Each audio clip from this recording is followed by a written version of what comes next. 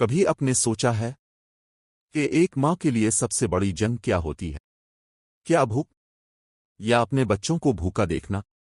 یہ کہانی ہے ایک چھوٹی سی چڑیا رانو کی، جو ایک گھنے جنگل میں اپنے 3 ننھے بچوں کے ساتھ رہتی تھی، نک، لاڈو اور سب سے چھوٹی گڑیا۔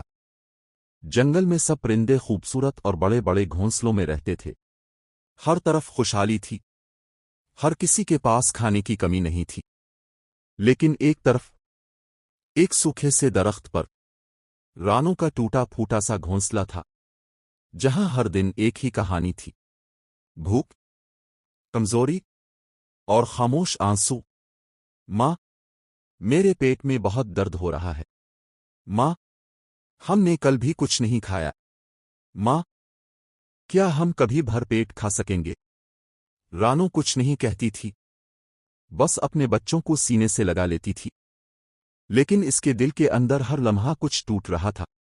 اور پھر ایک دن اس نے فیصلہ کیا، آج کچھ بھی ہو جائے، میں اپنے بچوں کے لیے کھانا ضرور لاؤں گی۔ وہ اڑتی ہے پورے جنگل میں، ہر جگہ، زمین کے ہر کونے میں، ہر پتے کے نیچے، لیکن کہیں بھی ایک بھی دانہ نہیں ملتا۔ خشک سالی نے سب کچھ ختم کر دیا تھا۔ رانو تھک جاتی ہے، مگر ہمت نہیں ہارتی۔ پھر وہ سوچتی ہے کہ شاید دوسرے پرندوں کے پاس کچھ مدد ہو۔ سب سے پہلے وہ جاتی ہے کالو کوا کے پاس۔ کالو کوا، جو اپنے آپ کو سب سے امیر اور ہوشیار سمجھتا تھا، اس کے گھر میں اناج کے ڈھیر تھے۔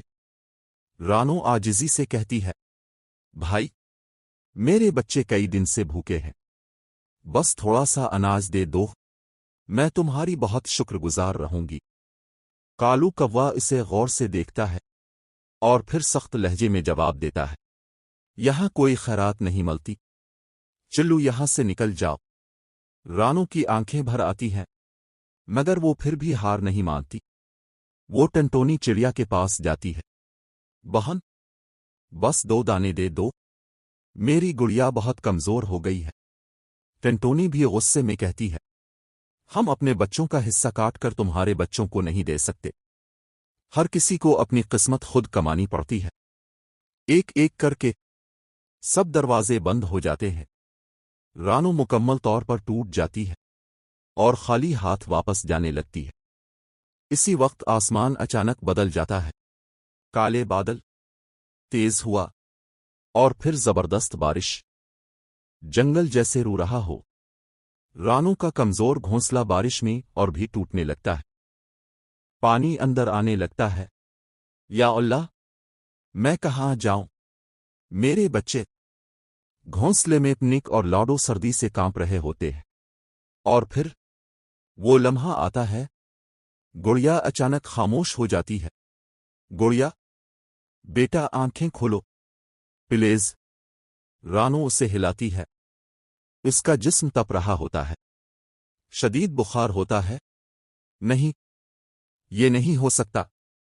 رانو کی چیخ آسمان تک جاتی ہے۔ وہ فوراً ڈاکٹر توتارام کے پاس بھاگتی ہے، بارش میں بھیگتی ہوئی، کانپتے قدموں کے ساتھ۔ ڈاکٹر صاحب، میری بچی کو بچا لیں، وہ بہت بیمار ہے۔ ڈاکٹر پوچھتا ہے، پیسے ہیں؟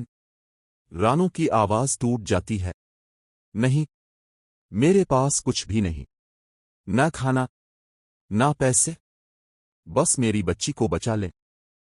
ڈاکٹر کچھ لمحے خاموش رہتا ہے، پھر دوا دیتا ہے، یہ لے جاؤ، لیکن 2 دن میں پیسے واپس لانے ہوں گے۔ رانو شکریہ کہہ کر دوڑتی ہوئی واپس آتی ہے، گڑیا کو دوا دیتی ہے۔ وہ سو جاتی ہے، مگر ابھی بھی کمزور ہوتی ہے۔ رانو کا دل ابھی بھی بے چین ہوتا ہے۔ بارش نہیں رکتی، اور پھر وہ دوبارہ باہر نکلتی ہے۔ اس بار امید تھوڑی سی باقی ہوتی ہے۔ وہ بارش میں چلتی رہتی ہے، ہر طرف پانی، اندھیرا اور خاموشی۔ اور پھر اچانک ایک درخت کے نیچے کچھ چمکتے ہوئے مکئی کے دانے۔ یا اللہ، شکریہ! آخر کار رانو خوشی سے آگے بڑھتی ہے، مگر اسی لمحے جھاڑیوں سے ایک کمزور آواز آتی ہے، کوئی ہے؟ مجھے بچاؤ۔ رانو رک جاتی ہے۔ دل کہتا ہے آگے بڑھو، مگر ضمیر روک لیتا ہے۔ وہ آہستہ آہستہ جھاڑیوں کے پاس جاتی ہے، اور وہاں ایک بوڑھی عورت زمین پر گری ہوئی ہوتی ہے، پورا جسم بھیگا ہوا، زخمی اور بہت تکلیف میں۔ بیٹا، بہت درد ہو رہا ہے، پانی، مجھے پانی دے دو۔ رانو کے سامنے ایک مشکل ترین لمحہ ہوتا ہے، ایک طرف اس کے بچوں کی بھوک اور دوسری طرف ایک جان۔ وہ مکئی کے دانوں کو دیکھتی ہے، پھر اس عورت کو، اور پھر خاموشی سے فیصلہ کرتی ہے۔ وہ دانے اٹھانے کے بجائے وہیں چھوڑ دیتی ہے، اور اپنی چھوٹی چونچ سے پانی لا کر اس عورت کو پلاتی ہے، اور جو مکئی کے دانے تھے وہ بھی اس کے سامنے رکھ دیتی ہے۔ بوڑھی عورت کی آنکھوں میں آنسو آ جاتے ہیں۔ تم نے میری جان بچائی، تم کون ہو؟ رانو روتے ہوئے کہتی ہے، میں صرف ایک ماں ہوں جس کے بچے بھوکے ہیں۔ بوڑھی عورت مسکراتی ہے اور آہستہ آہستہ کھڑی ہو جاتی ہے، اور پھر ایک روشنی پھیلتی ہے۔ وہ کوئی عام عورت نہیں ہوتی، وہ اس جنگل کی محافظ ایک دیوی ہوتی ہے۔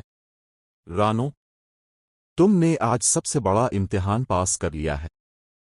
جہاں سب نے خود غرضی دکھائی، وہاں تم نے انسانیت دکھائی، اور پھر ایک لمحے میں سب کچھ بدل جاتا ہے۔ سوکھا درخت ایک خوبصورت گھر بن جاتا ہے، ہر طرف پھل، اناج اور خوشحالی۔ رانو بھاگتی ہوئی اپنے بچوں کے پاس جاتی ہے۔ نک، لاڈو اور گڑیا سب ٹھیک ہو چکے ہوتے ہیں۔ ماں، ہمیں بہت سارا کھانا مل گیا۔ رانو انہیں گلے لگا لیتی ہے، اس کی آنکھوں میں آنسو ہوتے ہیں، مگر خوشی کے۔ اب ہم کبھی بھوکے نہیں رہیں گے، کبھی نہیں۔ اور اس دن رانو نے دنیا کو یہ سکھایا کہ اصل طاقت دولت نہیں ہوتی، اصل طاقت ایک ماں کا دل اور انسانیت ہوتی ہے۔